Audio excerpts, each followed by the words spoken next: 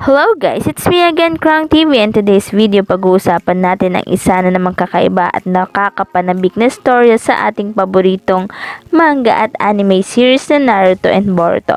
Pero bago ang lahat, huwag kalimutang mag-like, mag-subscribe, pinutin na rin ang notification bell upang lagi kang updated sa mga susunod na videos.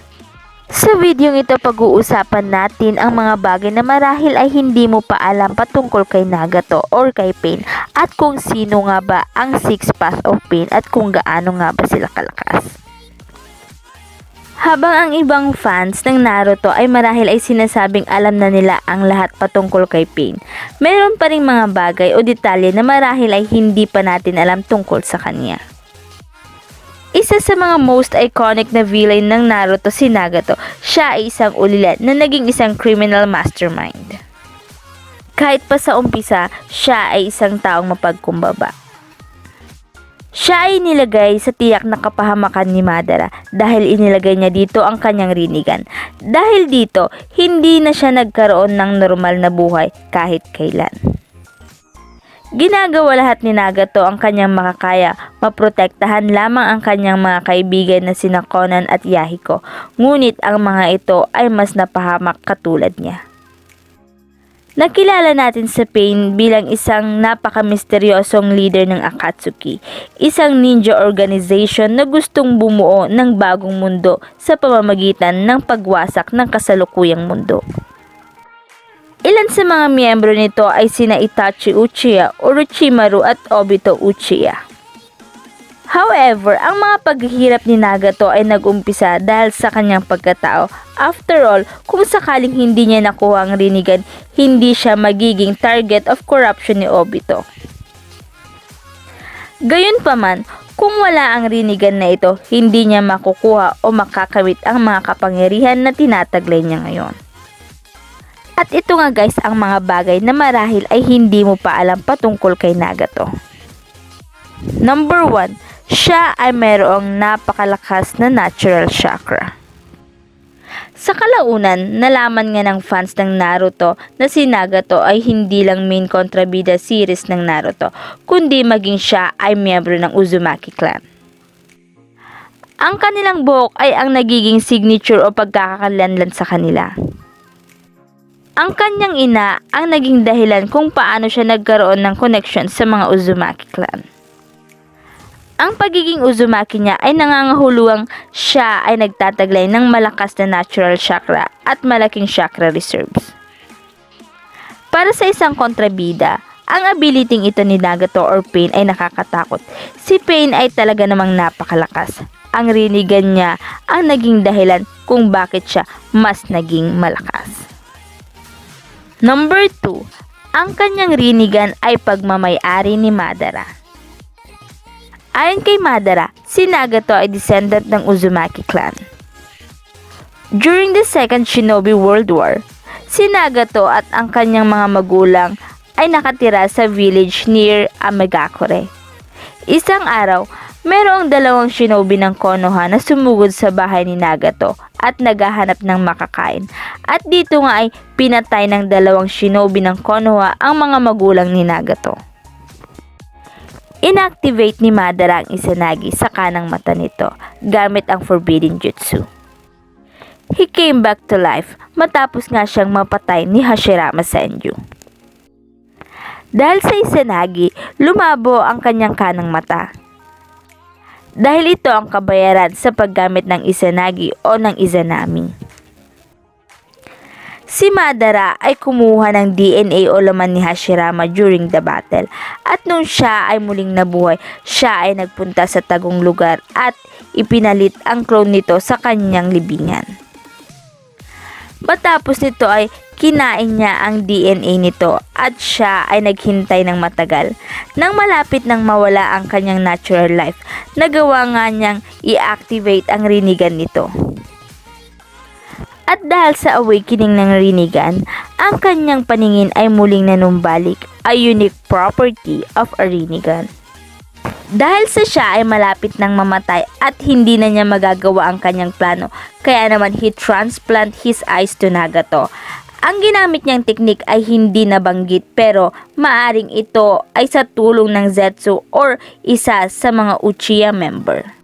At ginamit nga ni Nagato ang Rinnegan upang maghiganti sa mga taong pumatay sa kanyang mga magulang. Ngunit ang tanong, sino-sino nga ba ang Six Path of Pain?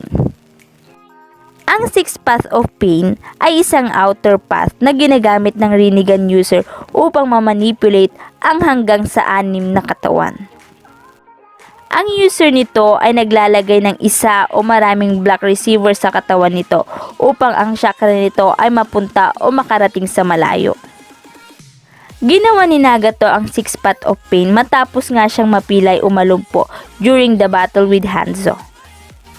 Dahil sa si Nagato ay hindi na makagalaw ng maayos, kaya naman siya ay nag-prepare upang magamit ang Six Path of Pain. Hindi lang sa pakikipaglaban, kundi pati na rin sa paglabas-labas ng mga ito na mistulang residente ng Amigakure. So, sino-sino nga ba ang Six Path of Pain na ito? Number 6. Naraka Path. Binibigyan ng Naraka Path ang user ng 2 main abilities. Ang interrogation at restoration sa pamamagitan ng paggamit ng King of Hell. Ang Naraka Path ay may abilities to make heavy use of the King of Hell. Ang King of Hell na ito ay isang malaking ulo na nagmumula sa lupa na napapalibutan ng purple flames. Ito rin ay nagtataglay ng Rinnegan, pati na rin ang shared field vision nito, along with the other summon. To interrogate ang Naraka Path ay kailangan lamang na makakuha and hold a person upang lumabas ang King of Hell. Ang victim nito ay napaparalyze at dito nga ay mag-uumpisa ng magtanong ang Naraka Path.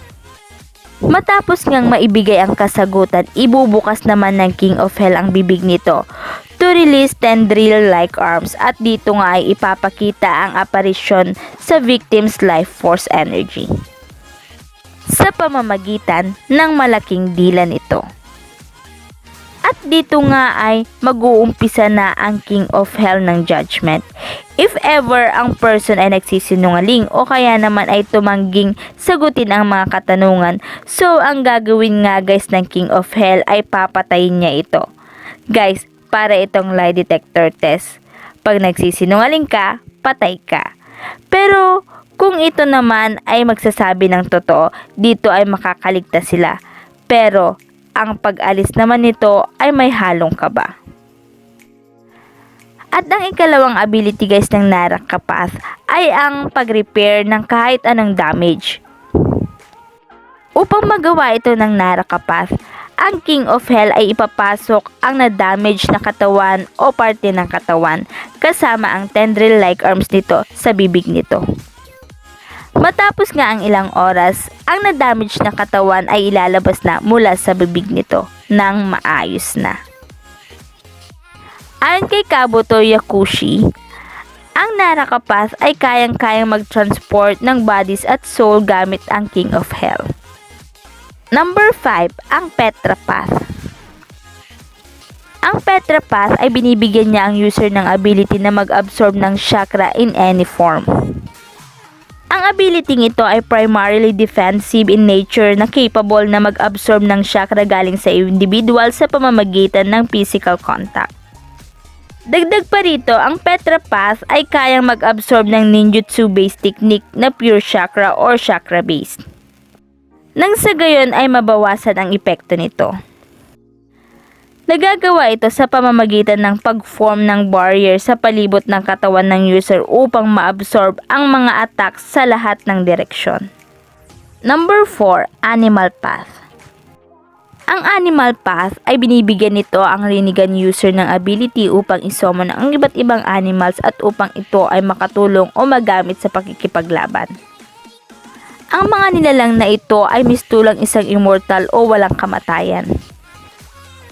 Dahil kung sakaling sila ay mamatay, sa kalaunan ay maaari mo pa rin silang tawagin o isumon. Take note guys, ang pag-summon sa mga creature na to gamit ang Animal Path ay requires no blood or isang hand seal.